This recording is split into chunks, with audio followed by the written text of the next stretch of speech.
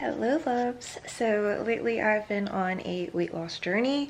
I finally have a little bit of six pack coming in.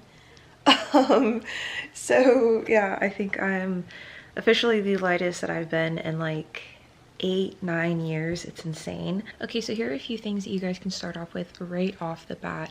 Number one is get the MyFitnessPal app.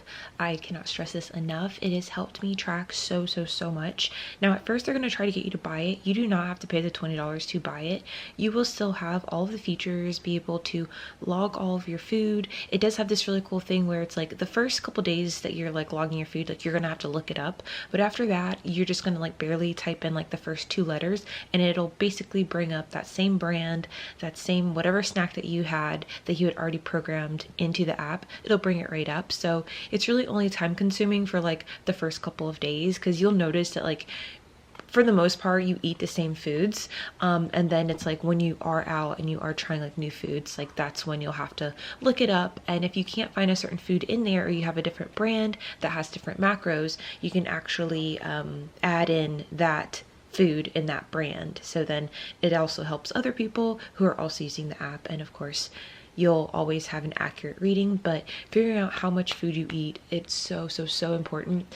So at first I started this journey because like I started back in December, and so it was like 144, and usually like that's around where I'm at. At my heaviest, I was like 150 or so, but getting down to like, just being active, I would usually be around 145, 144.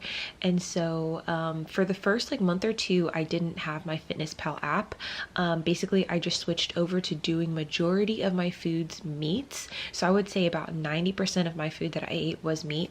You don't have to go completely onto meat. Meat only worked for me because of health issues. I was having bad reactions to things with like dairy, nuts, even like fish, anything like really high in iodine.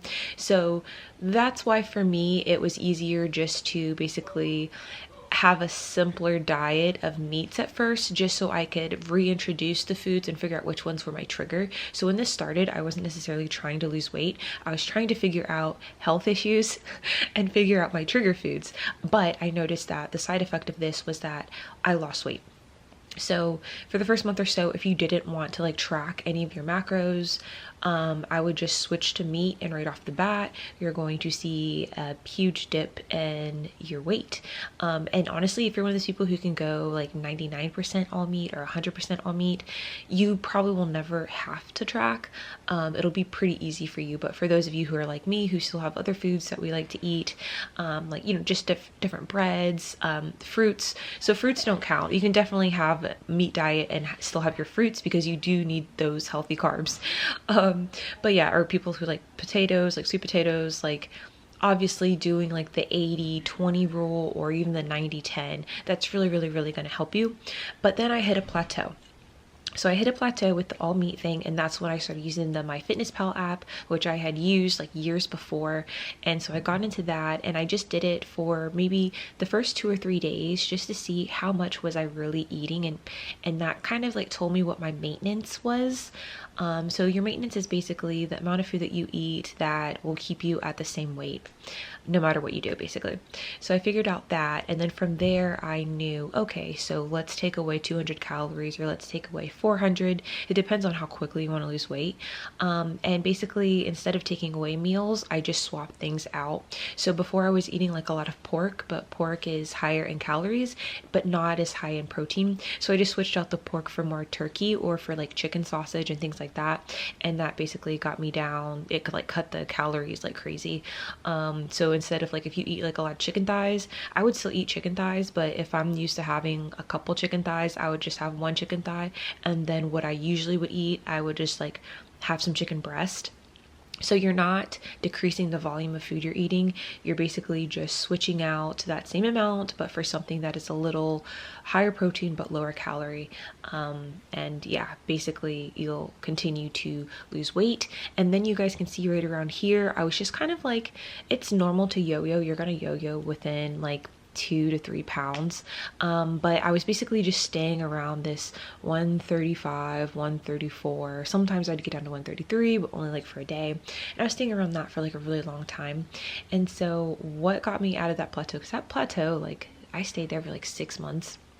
6 months, 6 weeks. I stayed there for 6 weeks. But what got me out of that was basically I got sick, and then that's when I noticed that the medicine that I was using kind of helped suppress my appetite. Again, I still wanted to keep my protein intake high, so I wasn't suppressing my appetite, so I would skip meals. I was suppressing my appetite so then I could go longer in the morning. So I was kind of like on a morning fast, I guess.